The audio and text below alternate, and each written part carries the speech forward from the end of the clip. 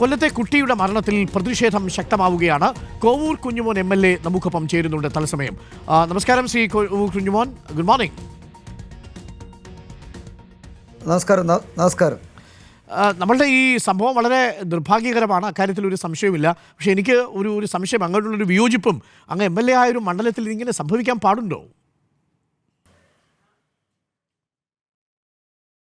തീർച്ചയായിട്ടും ഒരിക്കലും നടക്കാൻ പാടില്ലാത്തതാണ് ഇന്നലെ ആ സംഭവത്തോടു കൂടി നമ്മൾ മനസ്സിലാക്കിയത്. ഒരു പാവപ്പെട്ട കുടുംബത്തിലെ ഒരു കുട്ടിയായിരുന്നു. 2 ആൺകുട്ടികളാണ് ഉള്ളത്. മിഥുൻ 8ാം ക്ലാസ്സിലും അതിൻ്റെ അനുജൻ 6ാം ക്ലാസ്സിലും ഇതേ സ്കൂളിൽ തന്നെയാണ് പഠിക്കുന്നത്. അമ്മ വീട്ടിലെ ദാരിദ്ര്യം കൊണ്ട് കുവൈറ്റിലെ ഒരു വീട്ടിലൊരു ജോലിക്ക് പോയിക്കൊണ്ടിരിക്കുകയായിരുന്നു. അവിടുന്ന് ആ വീട്ടുകാരുൾപ്പെടെ തുർക്കി എന്ന് പറയുന്ന രാജ്യത്ത് അവർ വിസിറ്റിന് പോയി. അപ്പോൾ അമ്മയായിട്ട് ബന്ധപ്പെടാൻ കഴിഞ്ഞില്ല. ഇന്നലെ രാത്രി അമ്മയെ വിവരം ധരിപ്പിച്ചിട്ടുണ്ട്. അവർ കൃത്യമായിട്ട് നാളെ രാവിലെ എത്തും. ഇത് ഇന്നലെ നടന്ന സംഭവം യഥാർത്ഥത്തിൽ വീഴ്ചകൾ രണ്ട് ഭാഗത്തുനിന്ന് വീഴ്ചകളുണ്ട്. അത് നമ്മൾ അടച്ചു വെച്ചിട്ട് കാര്യമില്ല. അത് തുറന്ന് തന്നെ വർത്തമാനം പറയണം. കാരണം ഒന്ന്, ഈ ടിൻ ഷീറ്റിൻ്റെ തൊട്ട് മുകളിലൂടെയാണ് ഈ ലൈൻ പോയിക്കൊണ്ടിരുന്നത്. അത് വലിയ അപകടകരമാണ്. അതിനകത്ത് KSEBക്കാർക്ക് വീഴ്ച പറ്റി. ഇന്നലെ ബഹുമാനപ്പെട്ട മുഖ്യമന്ത്രി കൃഷ്ണൻകുട്ടി മിനിസ്റ്റർ, KSEB മിനിസ്റ്റർ തന്നെ ആ കാര്യം സൂചിപ്പിച്ചു.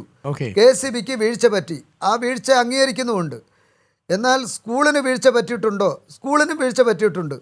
യഥാർത്ഥത്തിൽ ഇത്തരം കുട്ടികൾ പഠിക്കുന്ന, ആയിരക്കണക്കിന് കുട്ടികൾ പഠിക്കുന്ന ഈ കലാലയത്തിൻ്റെ തൊട്ടപ്പുറത്ത് ഒരു സൈക്കിൾ ഷെഡ് പണിഞ്ഞിട്ട് അതിൻ്റെ തൊട്ട് മുകളിലൂടെയാണ് ഈ ലൈൻ കടന്നുപോയത്.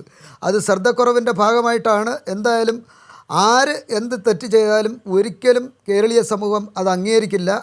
അതുകൊണ്ട് നമ്മുടെ കേരളത്തിലെ മൊത്തം ജനങ്ങൾ ശ്രദ്ധിക്കാൻ വേണ്ടി പറയാം. അതെ, ഈ സ്കൂൾ മാനേജ്മെന്റ് കമ്മിറ്റിയിൽ അങ്ങില്ലേ, MLA ഇല്ലേ? ഐ മീൻ സുരക്ഷാ സമിതിയിലൊക്കെ അല്ലയോ, അത് മാനേജ്മെൻറ്റ് കമ്മിറ്റി ഞാനില്ലല്ലോ. ഇല്ല, സുരക്ഷാ കമ്മിറ്റിയുണ്ട്. ആ സുരക്ഷാ കമ്മിറ്റിയിൽ ബന്ധപ്പെട്ട എഞ്ചിനീയർ, KSEB എഞ്ചിനീയർ, ബന്ധപ്പെട്ട ബിൽഡിങ്സ് AE, അതേപോലെ തന്നെ AUO, അതേപോലെ തന്നെ HM, എയ്ഡഡ് സ്കൂളാണെങ്കിൽ എയ്ഡഡ് സ്കൂളിൻ്റെ ഏതെങ്കിലും ഒരു ഭാരവാഹി, ഈ കാര്യങ്ങൾ നോക്കാനോ ഒന്നും ഈ മാനേജ്മെന്റിനും അനുവദിക്കില്ലേ? ഞാൻ അവിടെ പഠിച്ച അരുൺ, ഞാൻ 5 തൊട്ട് 10 വരെ പഠിച്ച ഒരു സ്കൂളാണ്. അപ്പോൾ ആ സ്കൂളുമായിട്ട് വലിയ ബന്ധമാണ് എനിക്കുള്ളത്.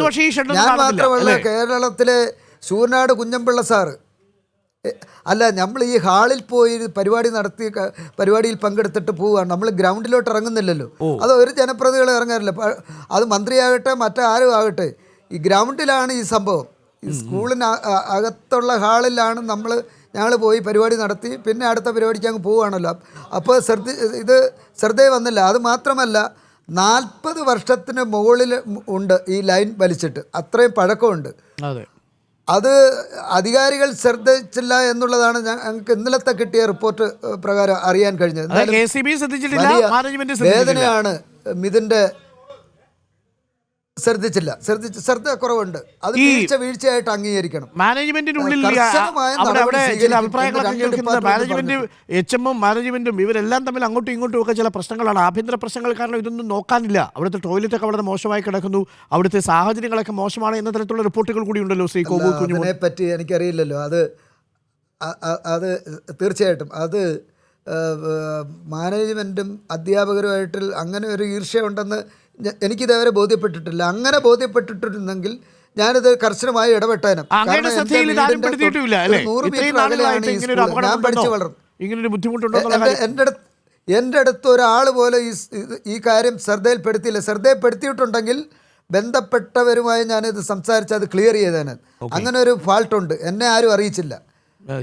അറിയിച്ചിരുന്നെങ്കിൽ ഞാനത് അവർക്ക് പറഞ്ഞു കൊടുത്തേനെ. ആ ലൈൻ അതാണ് സ്കൂളിൻ്റെ പുറകുവശത്താണ് ഈ ഷെഡ് എന്നാണ് ഞാൻ മനസ്സിലാക്കുന്നത്.